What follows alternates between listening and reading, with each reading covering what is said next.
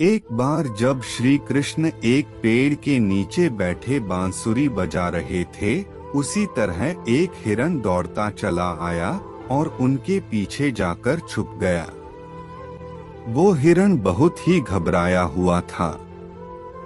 भगवान श्री कृष्ण ने उसके सिर पर हाथ फेरते हुए कहा, क्या हुआ? तुम क्यों छुप रहे हो?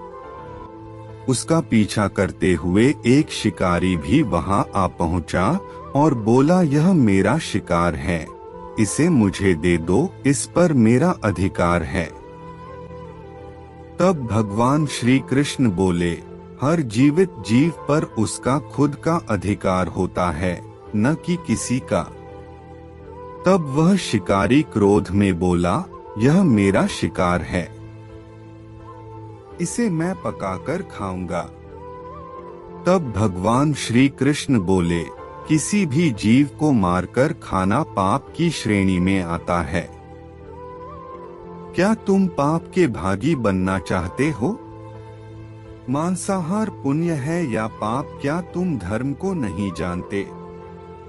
तब वह शिकारी बोला, मैं तुम्हारे जितना शिक्षित तो नहीं कि यह जानूं कि मांसाहार पुण्य है या पाप, पर मैं यह जानता हूँ कि जीव को मारकर खाना, इसमें कोई हर्ज नहीं। मांसाहार से तो एक तो वह जीव को जीव बंधन से मुक्त कर रहा है, फिर क्यों मांसाहार से मना किया जाता है? मांसाहारी होने को क्यों नहीं कहा जाता? वैसे भी मैं इसको मारकर नीच योनि से मुक्ति दिलाकर पुण्य ही कमा रहा हूँ, फिर इस पर पाबंदी क्यों? इसे तो प्रोत्साहित करना चाहिए। जहाँ तक मैंने सुना है, जीव हत्या तो शास्त्रों में भी बताया गया है।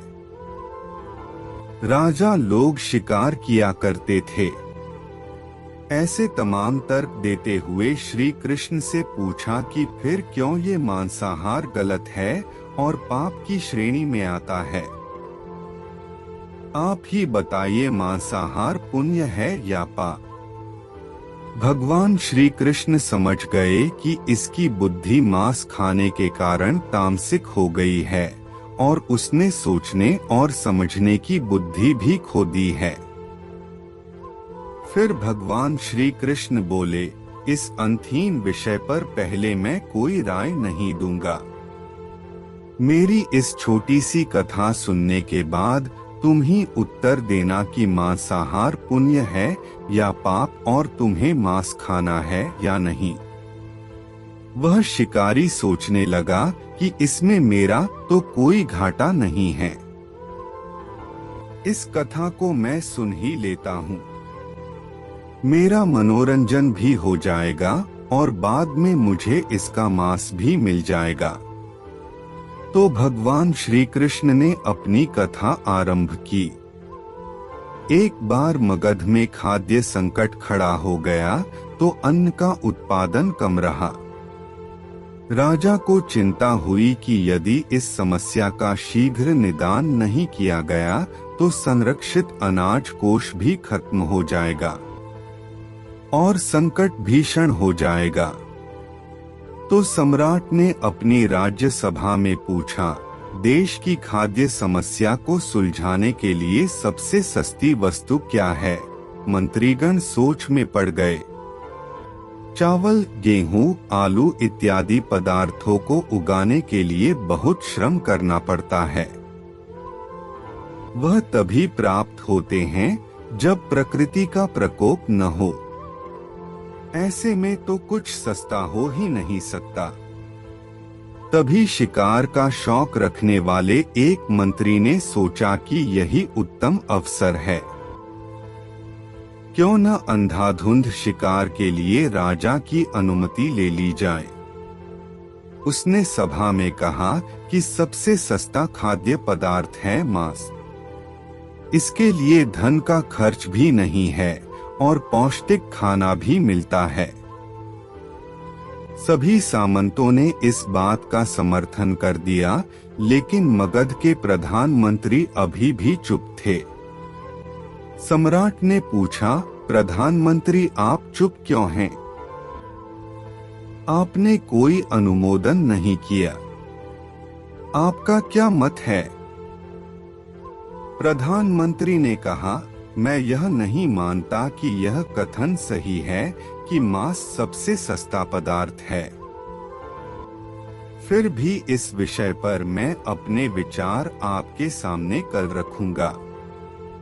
प्रधानमंत्री उसी रात मांसाहार का प्रस्ताव रखने वाले सामंत के घर पहुंचे। सामंत ने इतनी देर रात प्रधानमंत्री को अपने घर आया देखा तो वह घबरा गया। किसी अनिष्ट की आशंका से वह कांप गया। प्रधानमंत्री ने कहा, संध्या को महाराज बीमार हो गए। उनकी हालत बहुत ही खराब है। राज वैद्य ने कहा है कि किसी शक्तिशाली देह का 2 तोला मांस मिल जाए तो राजा के प्राण बचाए जा सकते हैं। आप महाराज के सबसे विश्वास पात्र हैं। इसीलिए आपसे योग्य कौन होगा? इसके लिए आप जो भी मूल्य लेना चाहें ले सकते हैं। आप कहें तो इस काम के लिए मैं आपको 1 लाख स्वर्ण मुद्राएं भी दे सकता हूँ। एक बड़ी जागीर भी आप मांग सकते हैं। बस आप अपनी इच्छा कहें। मैं कटार से आपके हृदय को चीर कर बस 2 तोला मांस निकाल लूंगा। यह सुनकर सामंत के चेहरे का रंग फीका पड़ गया। वह सोचने लगा, जब जीवन ही नहीं रहेगा तो लाख स्वर्ण मुद्राओं से मैं क्या करूंगा और बड़ी जागीर भी किस काम आएगी। वह झटपट अंदर भागा और अपनी तिजोरी से 1 लाख स्वर्ण मुद्राएं लेकर आया। मुद्राएं देकर उसने प्रधानमंत्री के पैर पकड़ लिए और गिड़गिड़ाते हुए बोला, श्रीमंत, मैं आपकी 1 लाख मुद्राओं में अपनी 1 लाख मुद्रा और मिलाता हूँ। इस पैसे से आप किसी और सामंत के हृदय का मांस खरीद ले, किंतु मुझे जाने दे। यह बात किसी और को पता न चले। मैं आपसे आग्रह करता हूँ। प्रधानमंत्री जी यह सब समझ चुके थे। वह उसे थोड़ी और मानसिक पीड़ा देना चाहते थे। प्रधानमंत्री ने आगे कहा, सामंत, आप शरीर से बलिष्ठ हैं। आपकी कद काठी महाराज से मिलती जुलती है। इसीलिए राज वैद्य ने खास तौर पर आप ही का नाम लिया है। आपके दान से हमारे अच्छे राजा की जिंदगी बच सकती है। आप कहे तो मैं आपको प्रधानमंत्री का पद देने को तैयार हूँ और खुद आपका कर्मचारी बनकर रहूंगा, पर प्रजा से हमारे राजा न छीने। सामंत तो फंसता हुआ दिख रहा था। उसने शरीर पर अंग वस्त्र रखकर अपने जूते भी पहन लिए। जैसे ही वह वहां से भागने वाला था, वह तुरंत प्रधानमंत्री के पैरों में लेट गया। उसने याचना की कि प्रधानमंत्री, मैं इसके योग्य नहीं हूँ। जब प्राण ही नहीं रहेंगे तो प्रधानमंत्री पद का या राजा का सिंहासन भी मिल जाए तो मैं उसका क्या करूँगा। आप चाहें तो मेरा सब कुछ ले ले, पर मेरे प्राण न लें। मैं अपना ये भवन और सारा धन आपको सौंपता हूँ। रातों रात राज्य से निकल जाऊंगा। इतना कहकर वह अपने घोड़े की ओर भागा और जैसे ही अपना घोड़ा गठने लगा, आवाज आई, अभी अभी अपने पीछे गए तुम अपने परिवार को भी छोड़े जा रहे हो। सामंत बोला, मेरे प्राण से प्रिय कुछ भी नहीं है। जब जीवन ही न रहेगा तो कुटुंब का क्या करूंगा। जीवन रहा तो ऐसे ही सुखी रह लूंगा। इतना कहकर घोड़े पर छलांग लगाकर बैठ भी गया। वह अभी चलने को ही था कि प्रधानमंत्री ने घोड़े की साख पकड़ ली।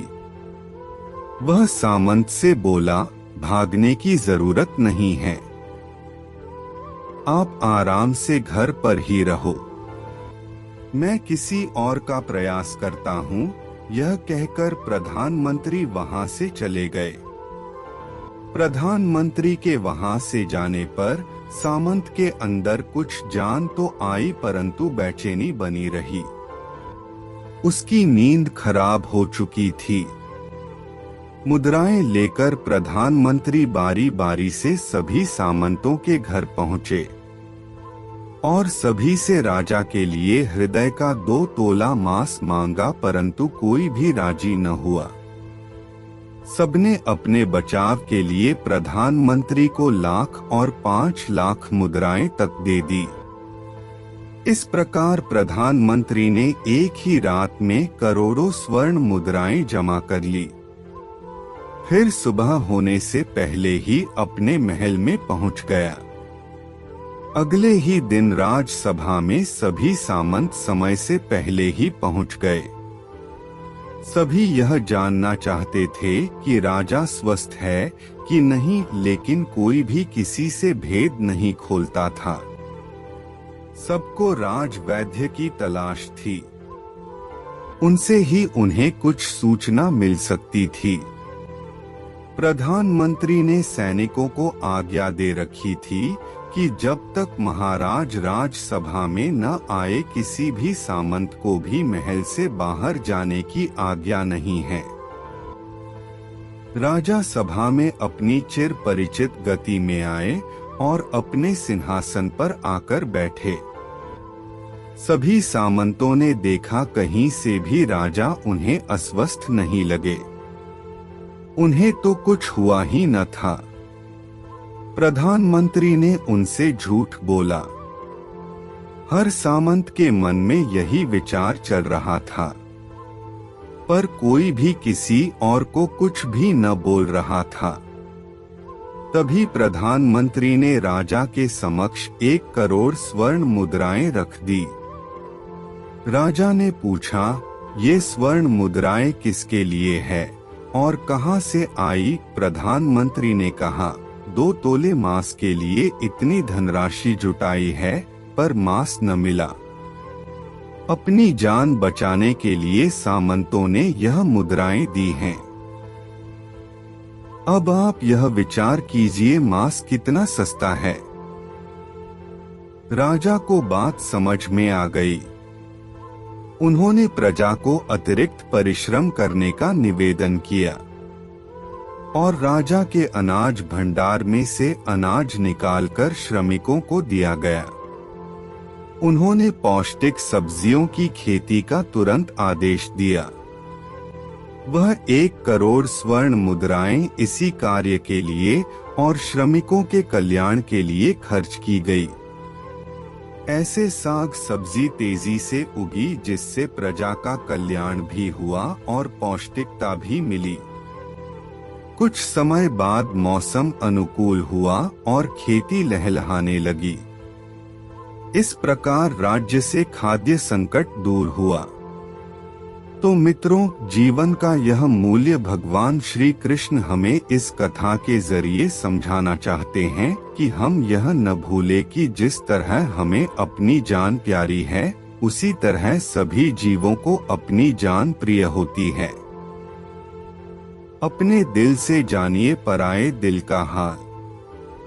यदि संसार के संबंधों से मुक्त करने का तर्क सही है, यदि जीव हत्या जीव को संसार बंधन से मुक्त करने का तरीका है, तो अत्याचारी द्वारा किया गया नरसंहार भी मान्य है। वह भी ये तर्क दे सकते हैं कि वह लोग जीवन के कष्ट से आप लोगों को मुक्त कर रहे हैं। अगर उसके लिए वह जीवन बोझ होता तो कभी भी अपनी जान बचाने के लिए संघर्ष नहीं करता, आपसे भागता नहीं। जो आपके सामने असहाय हो जाता है, उसे प्राण गंवाने पड़ते हैं। जिन जीवों को मारकर आप खा रहे हैं, उन्हें तो प्राण बचाने का अवसर भी नहीं मिलता। बर्बरता सिर्फ वही नहीं है जहां सिर्फ मानव का रक्त बहता है। बर्बरता उसे भी कही जाती है जहां स्वार्थ के लिए किसी जीव की हत्या कर दी जाए। हम अंत समय में जिंदगी भर के पापों के लिए जिंदगी भर सुकर्म करने की कोशिश करते हैं, परंतु हम यह भूल जाते हैं कि जब वह जीव हमारे लिए काटा गया और हमारे लिए तड़पा, उसका श्राप हमें इस जीवन में ही नहीं बल्कि अगले जीवन तक नहीं छोड़ता। परमात्मा से यह ज्ञान पाकर शिकारी परिपूर्ण हो गया और उसे ज्ञान की प्राप्ति हो गई और वह जान गया कि महानता जीवन लेने में नहीं बल्कि जीवन देने में है। शिकारी भगवान के आगे हाथ जोड़कर वहां से चला गया और उसने कसम खा ली कि वह अपने संपूर्ण जीवन में किसी को भी कभी चोट नहीं पहुंचाएगा। कैसी लगी आपको हमारी यह कहानी? कमेंट जरूर बताना।